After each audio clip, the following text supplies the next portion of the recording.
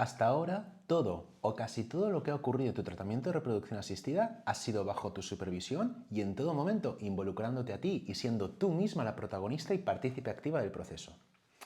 Sin embargo, hay toda una parte que ocurre a puerta cerrada. Hablo de todos esos procesos médicos, técnicos y biológicos que permiten que cualquier tratamiento de reproducción asistida funcione.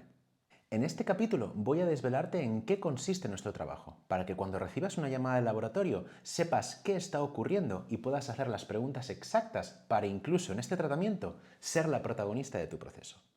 Empezando por la parte más sencilla. En reproducción asistida, el semen tiene que procesarse. Recuerda que en el momento de iniciar un tratamiento ya tenemos que tener un seminograma realizado, de modo que sabemos perfectamente qué técnica tenemos que hacer para obtener una muestra adecuada. Lo primero que hacemos con nuestra muestra recién obtenida es esperar. Es necesario dejar la muestra unos 30 minutos en la estufa a 37 grados para que se liquifique bien y pierda toda la consistencia elástica y gomosa. Tampoco podemos dejarlo demasiado en este estado, porque el líquido seminal en cierto modo es tóxico para los espermatozoides. Piénsalo de este modo. Los espermatozoides están diseñados para salir nadando del líquido seminal cuanto antes. Pasados los 30 minutos de rigor, lo que se tiene que hacer es pasar esta muestra de semen por un gradiente de densidades, que básicamente consiste en centrifugar este semen y hacer que los espermatozoides pasen por unos líquidos con diferente concentración de unas bolitas microscópicas de silicona. La idea es que aquellos espermatozoides con una forma anómala, cabezas gigantes o que no se mueven, se quedan arriba, mientras los espermatozoides con una forma correcta y que se mueven vigorosamente caen hasta el fondo del tubo. Dependiendo del seminograma y de la técnica de reproducción asistida que vayamos a hacer, podemos modificar este gradiente para obtener una muestra más o menos pura, dependiendo si lo utilizaremos para una inseminación, una fecundación in vitro convencional o una fecundación in vitro con ICSI. Otra técnica que a veces empleamos es el swim up, que consiste en aprovechar la natural capacidad de los espermatozoides de nadar hacia arriba. Básicamente colocamos una muestra de espermatozoides en un tubito sobre la mesa y pasada una hora recuperamos unas gotitas de la parte de arriba del tubo, que generalmente contiene una muestra muy pura de espermatozoides de alta calidad.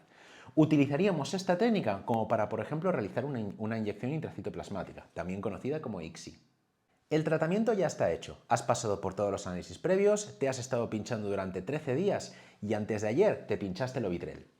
Ahora es el momento de extraerte todos estos óvulos que has estado mimando y cuidando todo este tiempo. Lo primero que tienes que entender es que la ovulación se va a dar 36 horas después de que te hayas pinchado el Ovitrel y el Decapeptyl.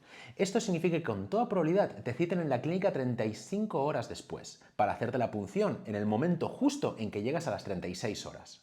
Si la punción se retrasa y acabas entrando en quirófano a las 37 horas, no pasa nada, porque tenemos un par de horas de colchón. Si se te retrasa demasiado, hay riesgo de que ovules, y en este caso los ovocitos serían volcados a la trompa de falopio, y ya no podríamos recuperarlos por punción folicular.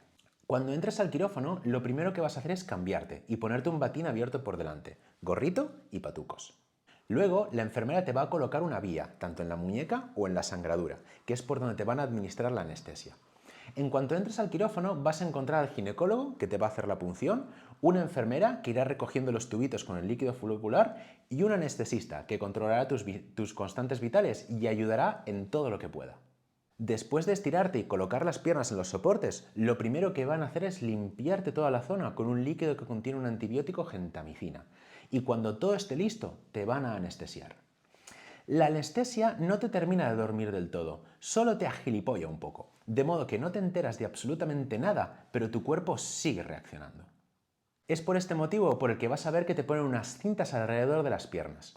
Esto es para que cuando estés dormida no te muevas y le pegues una patada al ginecólogo en la cara que le dejan las gafas torcidas. ¡Ojo! Que se han dado casos.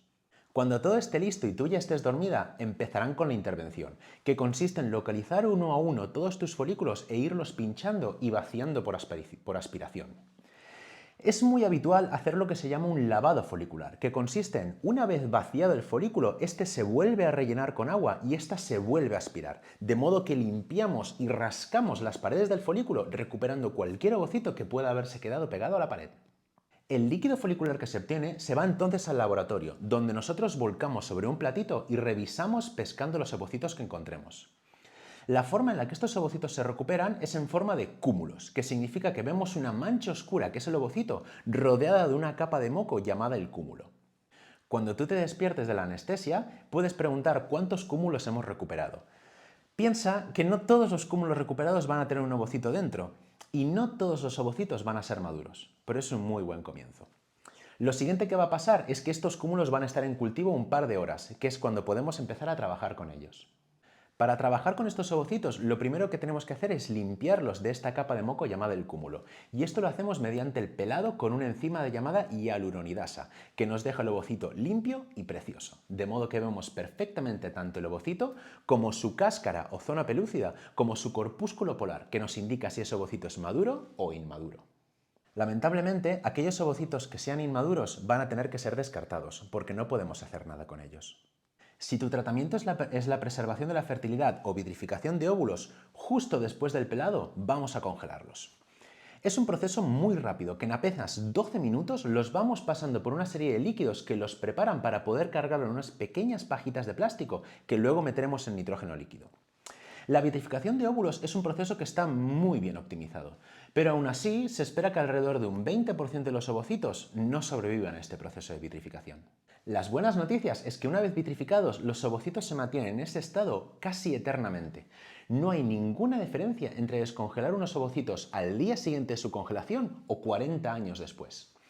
En cualquier caso, mantendrán la misma frescura y la misma vitalidad. La vitrificación de óvulos suele llevarse a cabo 2 horas después de tu punción folicular, de modo que si entonces todavía estás en la clínica recuperándote tu anestesia, puedes preguntar cuántos han congelado y así ya te vas a casa con toda la información. En caso que tu tratamiento sea una fecundación in vitro, lo que vamos a hacer es coger estos ovocitos que estén pelados y vamos a microinyectarlo con espermatozoides. La microinyección o ICSI es un proceso muy seguro que consiste en seleccionar un espermatozoide que cumpla con todos nuestros requisitos de salud espermática y físicamente inyectarlo entero dentro del ovocito. Inmediatamente después de la microinyección vamos a coger este ovocito y lo pondremos en cultivo embrionario. Existe una alternativa a la microinyección que consiste en un proceso un poco más natural. En una ICSI nosotros seleccionamos el espermatozoide que nos gusta y lo inyectamos individualmente, en cierto modo asegurando la unión de ambas células y asegurándonos de que un único espermatozoide entra en el ovocito. Sin embargo, aunque es una técnica muy segura, estamos micromanipulando al ovocito y hay cierto riesgo de que se rompa o reviente, especialmente en ovocitos delicados. La alternativa es partir de los cúmulos, es decir, de los ovocitos sin pelar y simplemente echar un puñado de espermatozoides ya limpios y capacitados encima. Aquí lo que conseguimos es algo muy parecido a lo que ocurre naturalmente, que es que los espermatozoides nadan hacia el cúmulo y utilizan sus cabezas para atravesar esa capa de moco hasta llegar al ovocito, que es quien va a elegir qué espermatozoide entrará. Tiene la ventaja de que es un procedimiento más natural y que no estresa para nada al ovocito, porque nos evitamos tratarlo con la enzima hialuronidasa y además nos evitamos tener que pincharlo físicamente. Por otro lado, no tenemos la certeza de que la fertilización se haya llevado a cabo y hay riesgo de que entren más de un espermatozoide dentro del ovocito, que aunque raro, a veces ocurre.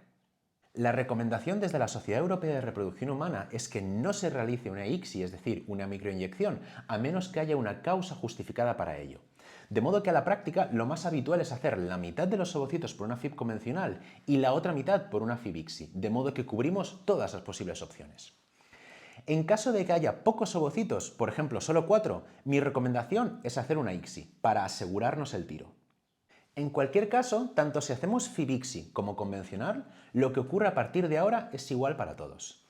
A la mañana siguiente miraremos estos ovocitos y comprobaremos si ha habido una correcta fertilización o no. La forma en la que esto se mira es mediante la aparición de unas estructuras llamados pronúcleos. Siempre tiene que haber dos, uno femenino y otro masculino.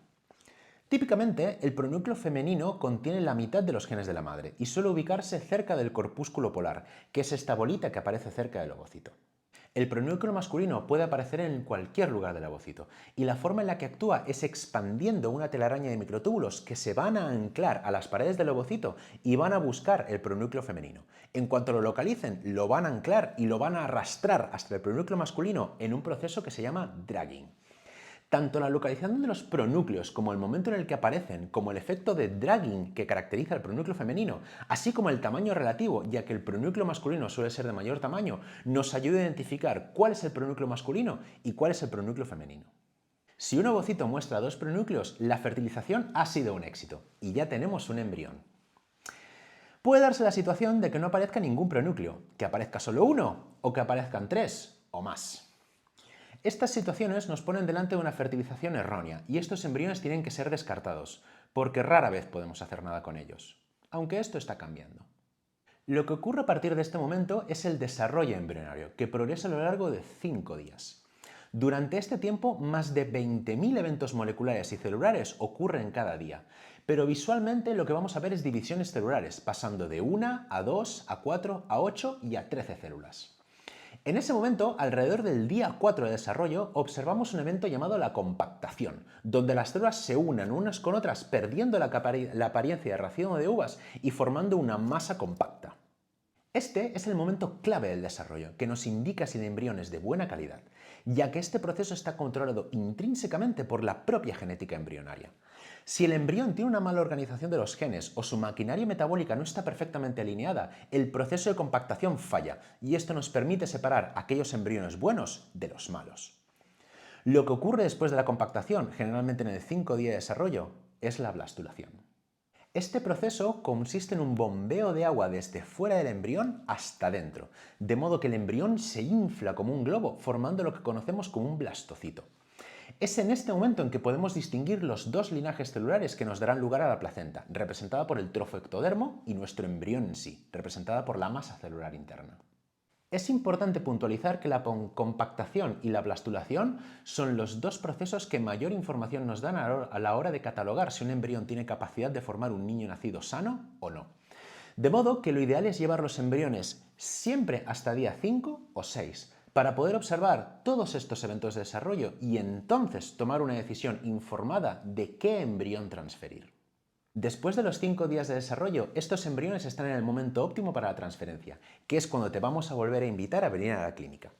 La transferencia embrionaria es un proceso ambulatorio, que se puede realizar en consultorio con absoluta comodidad. Consiste en que te colocas en la camilla como si te fueras a realizar una ecografía transvaginal, y lo primero que va a ocurrir es que el ginecólogo va a introducir un espéculo para limpiar toda la zona. No te preocupes si estás usando óvulos de progesterona, todo eso se limpia y ya si eso al acabar te pueden colocar uno nuevo sin ningún problema. Cuando todo esté limpio, el ginecólogo va a canalizar, que significa que con un pequeño tubito de plástico va a atravesar el cuello del útero y va a abrirse paso suavemente hasta el fondo del útero, que es el lugar que nos interesa para colocar tus embriones. Luego simplemente sacamos tu embrión de la incubadora, lo cargamos en una cánula y lo transferimos al lugar elegido. Esto lo vas a poder ver en la ecografía en forma de un pequeño puntito blanco que puedes pedir que te señalen. En este momento es muy importante que guardes reposo absoluto al menos durante 15 o 20 minutos en esa misma camilla. Lo que ocurre es que el embrión que te hemos transferido viene acompañado de una pequeña cantidad de líquido. En estos 15 minutos dejamos tiempo a que tu endometrio absorba este líquido y poco a poco tu embrión encuentre su rincón y lugarcito para caer suavemente y empezar el proceso de implantación. Después de la transferencia no es necesario guardar reposo absoluto. Piensa que la gente se queda embarazada estando de concierto, bailando o saltando. Así que únicamente debes preocuparte de no someter a tu útero a ningún golpe o trauma que pueda estresarle, como deportes de impacto o montar en bici o moto. Por otro lado, es conveniente evitar ejercicios muy intensos que puedan ponerte en una situación estresante. Piensa que después de todo el estrés emocional y hormonal vas a estar un poco más sensible. En cualquier caso, después de la transferencia, la idea es que hagas vida normal, y eso incluye ir a trabajar, caminar, hacer deporte suave, salir a cenar, bailar y en general ser feliz. Eso es lo más importante. Si por el motivo que sea no puede haber transferencia embrionaria de ese ciclo, no hay ningún problema. Tus embriones pueden congelarse y a diferencia de los ovocitos, la congelación de embriones es muy efectiva y cerca del 95% de los embriones que se congelan y descongelan lo hacen estupendamente sin ningún tipo de problema. De modo que si por ejemplo tienes un accidente, tu progesterona de un valor muy bajo, hay riesgo de hiperestimulación ovárica o simplemente no te va bien, podemos congelar todo y luego transferir tus embriones cuando estés preparada y a ti te vaya bien.